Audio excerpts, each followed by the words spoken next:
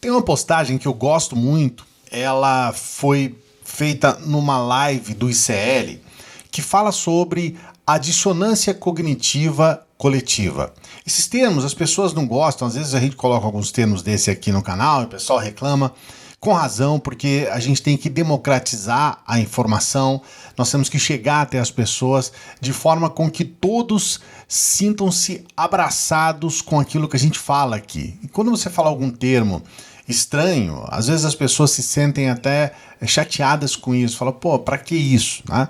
Mas a verdade é que essa explicação desse professor no ICL, ela traz um ponto muito importante, que é esse fenômeno dentro do bolsonarismo que trata de algo que muitas pessoas ficam sem entender o motivo de estar acontecendo. Um sujeito que foi responsável por pelo menos 200 mil mortes na pandemia. Diretamente responsável, um sujeito que é grosso, que fala palavrão, que é um bronco, um sujeito que é claramente um ignorante, um sujeito que é burro, um sujeito que teve a ideia assassina de distribuir milhares de armas num país altamente violento. Nós moramos num país onde nós temos pelo menos cerca de 50 mil assassinatos por ano. Desses 50 mil, pelo menos 10, quase 10 mil assassinatos promovidos pela polícia, que era quem deveria fazer com que esses assassinatos diminuíssem. Eles são responsáveis por pelo menos 10 mil. Então, e eles também morrem, né? A polícia aqui no Brasil, ela mata e morre. Então, assim, a gente precisa entender. O Bolsonaro, ele tá fazendo essas perambulações aí, né? Tá perambulando pelo país, trabalhando pelo PL, ele é um funcionário do PL. Ele continua ganhando dinheiro público, né? Ele e a mulher dele recebem dinheiro público. O Bolsonaro acho que deve ser um recordista, né? Deve estar aí, daqui a pouco vai completar 40 anos ganhando dinheiro público, né? Se mantendo em cima do dinheiro do Estado. Aliás, se a gente for parar para pensar na carreira catastrófica dele como militar, então aí já passou dos 50 anos mamando em dinheiro público. E as pessoas ainda insistem em cultuar esse cara, que é algo absurdo, é algo ininteligível. É por isso que eu considero essa fala da live lá do ICL, com esse professor falando a respeito dessa dissonância cognitiva coletiva, algo muito pertinente, que trata sobre o que é esse fenômeno da extrema-direita brasileira. Vou trazer esse trecho para você entender. Do 30 de outubro ao 8 de janeiro, nós assistimos cenas no Brasil que nem sequer um roteirista consagrado de Hollywood poderia ter imaginado. Nós vimos pessoas no meio de uma estrada rezando para um pneu murcho. Nós vimos pessoas em Porto Alegre colocando os celulares em posição horizontal nas suas cabeças para ter uma comunicação com alienígenas que ajudariam a manter Bolsonaro no poder. Nós vimos aproximadamente de 40 a 50 mil pessoas acampadas por 60 dias diante de quartéis pedindo democracia através da intervenção militar para dar um golpe mantendo Bolsonaro no poder. Isso é puro delírio. No entanto, não basta dizer que é delírio, porque no momento em que 40 mil pessoas acampam diante de quartéis, o que seria um delírio facilmente diagnosticável, no caso de 10, talvez 100, quem sabe 200 pessoas, quando nós chegamos a 40 mil pessoas que efetivamente deixam suas casas, acampam diante de quartéis, transmitem o tempo todo nas redes sociais conteúdo filmado diretamente diante dos quartéis, este delírio é agora dissonância cognitiva coletiva. Toda vez que eu me referir à dissonância cognitiva coletiva, eu não estou apenas me referindo a um delírio ou à realidade paralela. Eu me refiro ao fato de que, sendo coletivo, o delírio abraçado por 58 milhões de pessoas passa a ter um peso objetivo concreto na realidade. Se nós não compreendermos esta diferença, nós não entenderemos o avanço transnacional da extrema-direita, porque na maior parte das vezes a tendência do campo progressista ou do campo da esquerda democrática é apenas achar graça, achar divertido, lamentar o delírio. Mas quando o delírio ele abraça, aprisiona e sequestra milhões de pessoas, delírio mais não é parte objetiva do cenário político. Esse ponto é fundamental. Eu complementaria a fala do professor com algumas questões. Na verdade, nós não são todos os eleitores do Bolsonaro que fazem parte desse delírio coletivo. Também nós temos que colocar aqui em consideração que a criação de memes, achar graça, faz parte do processo também.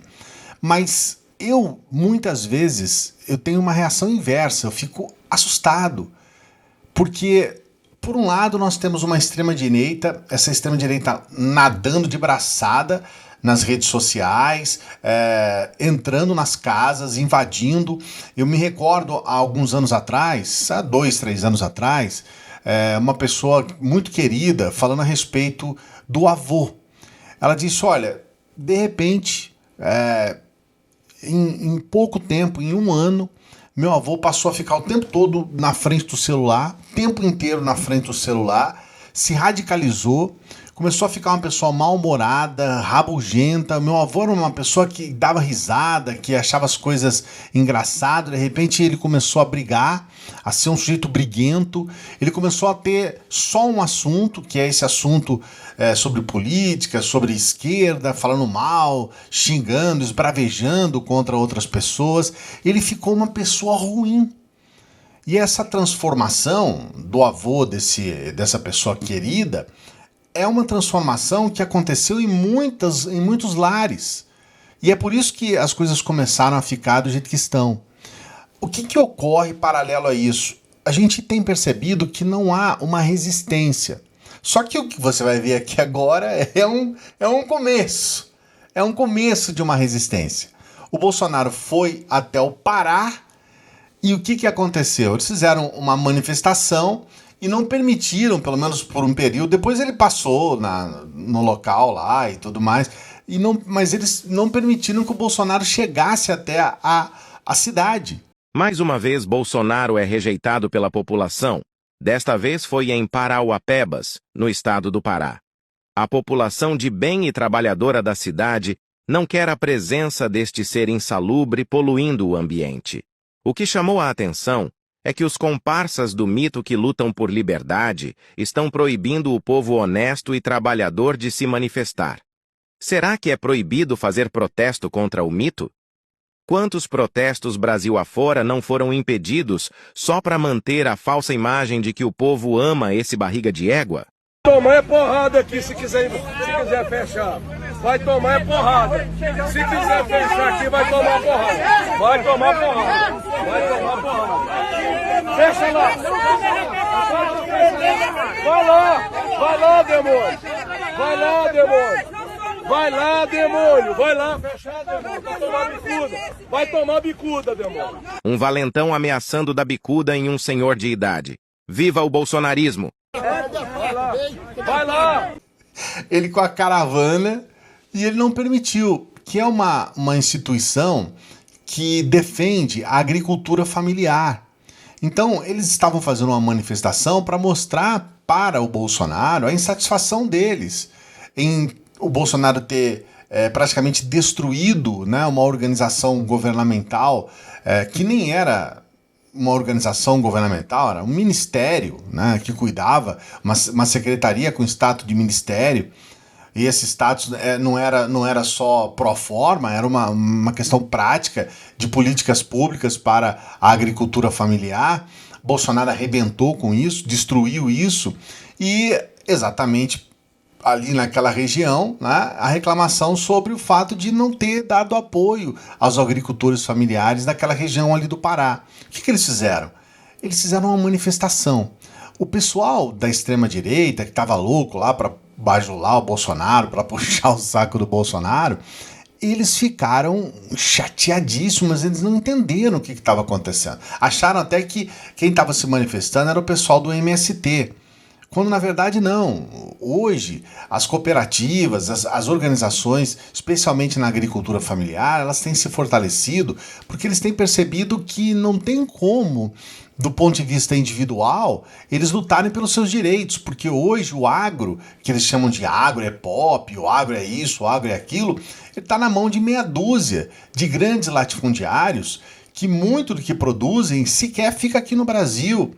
É tudo praticamente exportado. E quem coloca a comida no prato do povo, como se fala por aí, é exatamente o agricultor familiar.